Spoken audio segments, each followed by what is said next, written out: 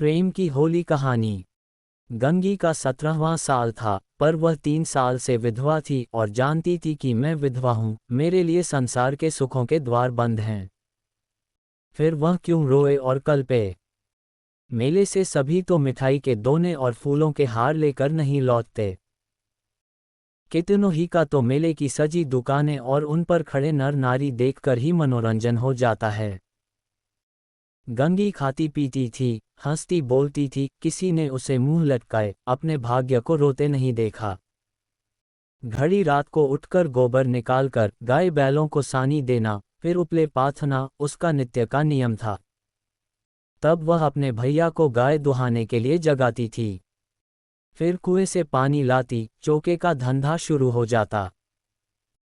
गांव की भावजें उससे हंसी करतीं, पर एक विशेष प्रकार की हंसी छोक सहेलियां ससुराल से आकर उससे सारी कथा कहतीं, पर एक विशेष प्रसंग बचाकर। सभी उसके वैधव्य का आदर करते थे। जिस छोटे से अपराध के लिए उसकी भावज पर भुड़कियां पड़तीं, उसकी माँ को गालियां मिलतीं, उसके भाई पर मार पड़ती, वह उसके लिए क्षम्य था। जिसे ईश्वर ने मारा है उसे क्या कोई मारे।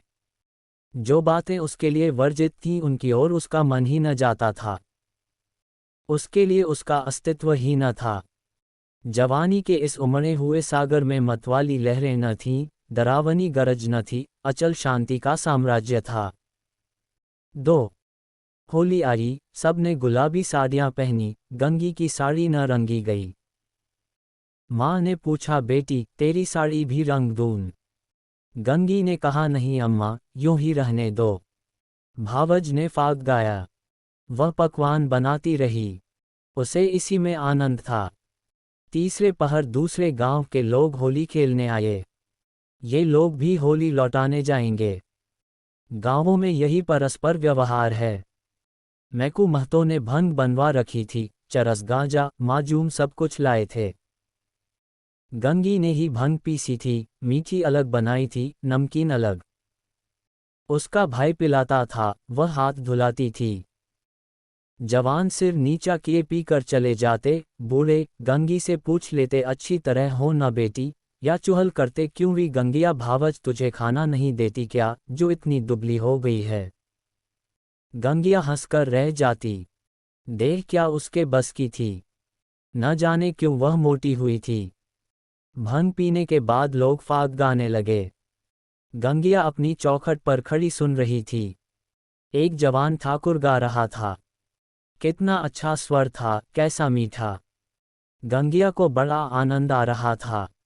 माँ ने कई बार पुकारा, सुन जा। वह न गई। एक बार गई भी तो जल्दी से लौट आई। उसका ध्यान उसी गाने पर था। न जाने क्या बात उसे खींचे लेती थी, बांधे लेती थी। जवान ठाकुर भी बार बार गंगिया की ओर देखता और मस्त होकर गाता। उसके साथ वालों को आश्चर्य हो रहा था, ठाकुर को ये सिद्धि कहाँ मिल गई। वह लोग विदा हुए तो गंगिया चौखटे पर खड़ी थी। जवान ठाकुर ने भी उसकी ओर देखा और चला गया। गंगिया ने अपने बाप से पूछा, कौन गाता था दादा? मैकू ने कहा, कोठार के बुद्धू सिंह का लड़का है, गरीब सिंह। बुद्धू रीति व्यवहार में आते जाते थे। उनके मरने के बाद अब वही लड़का आने जाने लगा। गंगी यहाँ तो पहले पहल आया है। मैकू, हाँ, और तो कभी नहीं देखा। मिजाज बिल्कुल बाप का सा है और वैसी ही मीठी बोली है। घमंड तो छू नहीं गया। बुद्धू के बखार में अनाज रखने को जगह न थी, पर चमार को भी देखते तो पहले हाथ उठाते। वही इसका स्वभाव है। गोरू आ रहे थे।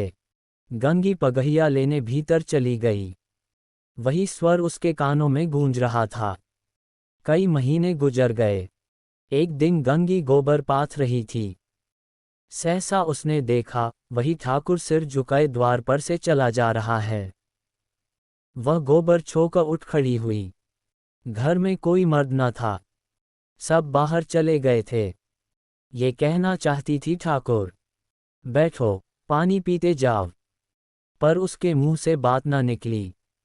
उसकी छाती कितने जोर से धक रही थी।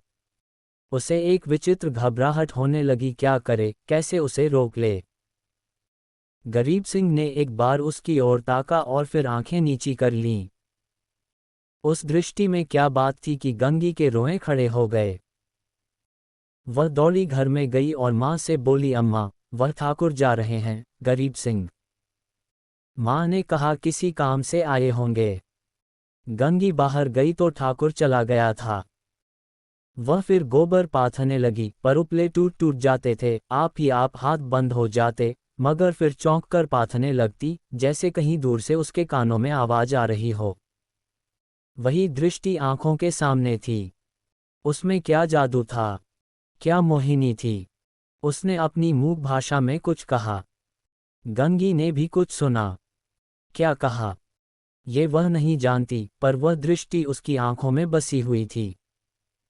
रात को लेटी तब भी वही दृष्टि सामने थी। स्वप्न में भी वही दृष्टि दिखाई दी। फिर कई महीने गुजर गए। एक दिन संध्या समय मैकू द्वार पर बैठे सनकात रहे थे और गंगी बैलों को सानी चला रही थी कि सहसा चिल्ला उठी, दादा, दादा, ठाकुर। मैकू ने सिर उठाया तो द्वार पर गरीब सिंह चला आ रहा था। राम राम हुआ। मैकू ने पूछा, कहाँ गरीब सिंह? पानी तो पीते जाओ।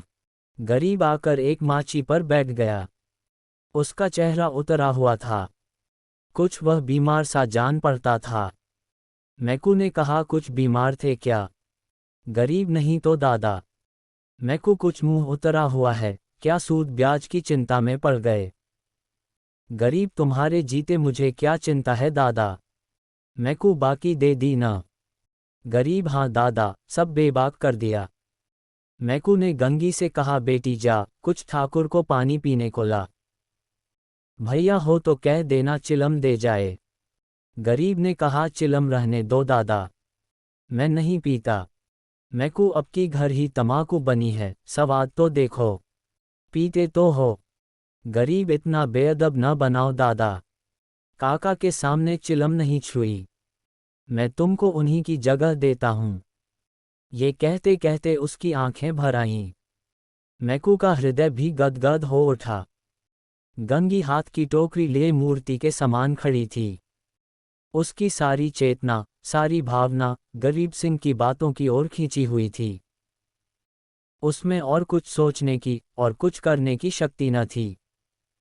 ओह, कितनी नम्रता है, कितनी सज्जनता, कितना अदब। मैकू ने फिर कहा, सुना नहीं बेटी, जाकर कुछ पानी पीने को लाओ। गंगी चौंक पड़ी। दौड़ी हुई घर में गई। कटोरा मांजा, उसमें थोड़ी सी राब निकाली। फिर लोटा गिलास मांझकर शरबत बनाया। माँ ने पूछा, कौन आया है गंगिया? गंगी, वह है ठाकुर गरीब सिंह। दूध तो नहीं है अम्मा, रस में मिला देती। माँ, है क्यों नहीं, हाड़ी में देख। गंगी ने सारी मलाई उतारकर रस में मिला दी और लोटा गिलास लिए बाहर निकली। ठाकुर ने उसकी ओर देखा। गंगी ने सिर झुका लिया। ये संकोच उसमें कहाँ से आ गया? ठाकुर ने रस लिया और राम राम करके चला गया। मैकू बोला, कितना दुबला हो गया है। गंगी, बीमार है क्या? मैकू, चिंता है और क्या। अकेला आदमी है, इतनी बड़ी गिरस्ती, क्या करे।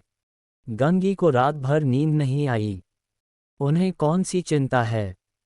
दादा से कुछ कहा भी तो नहीं। क्यों इतने सकुचाते हैं? चेहरा कैसा पीला पड़ गया है। सवेरे गंगी ने माँ से कहा, गरीब सिंह अब की बहुत दुबले हो गए हैं अम्मा। माँ, अब वह बेफिक्री कहाँ है बेटी।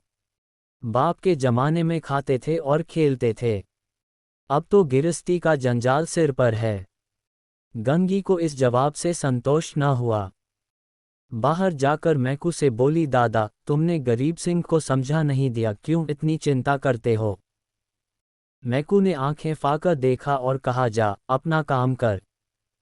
गंगी पर मानो वज्रपात हो गया। वह कठोर उत्तर और दादा के मुंह से। हाय, दादा को भी उनका ध्यान नहीं, कोई उसका मित्र नहीं। उन्हें कौन समझाए? अब कि वह आएंगे तो मैं खुद उन्हें समझाऊंगी। गंगी रोज सोचती वह आते होंगे, पर ठाकुर न आए। फिर होली आई। फिर गांव में फाग होने लगा। रमणियों ने फिर गुलाबी साड़ियाँ पहनी। फिर रंग घोला गया। मैकू ने भंग, चरस, गांजा मंगवाया। गंगी ने फिर मीठी और नमकीन भंग बनाए। द्वार पर टाट बिछ गया। व्यवहारी लोग आने लगे, मगर कोठार से कोई नहीं आया। शाम हो गई, किसी का पता नहीं। गंगी बेकरार थी, कभी भीतर जाती, कभी बाहर आती।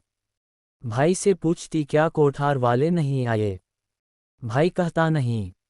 दादा से पूछती भंग तो नहीं बची, कोठार वाले आवेंगे तो क्या पिएंगे।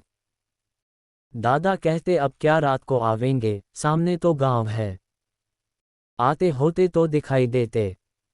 रात हो गई, पर गंगी को अभी तक आशा लगी हुई थी।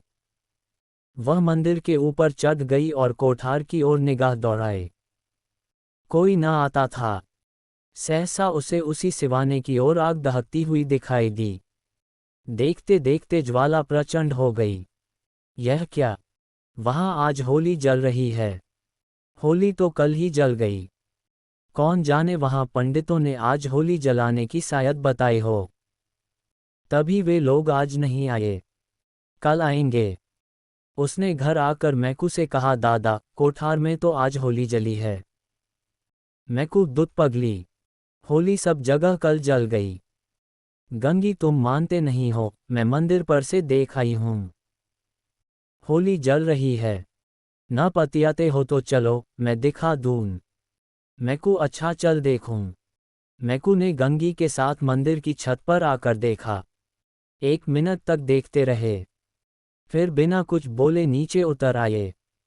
गंगी ने कहा है होली की नहीं, तुम न मानते थे। मैकू होली नहीं है पगली, चिता है। कोई मर गया है। तभी आज कोठार वाले नहीं आए। गंगी का कलेजा धक से हो गया। इतने में किसी ने नीचे से पुकारा मैकू महतो, कोठार के गरीब सिंह गुजर गए। मैकू नीचे चले गए, पर गंगी वहीं स्तंभित खड़ी रही।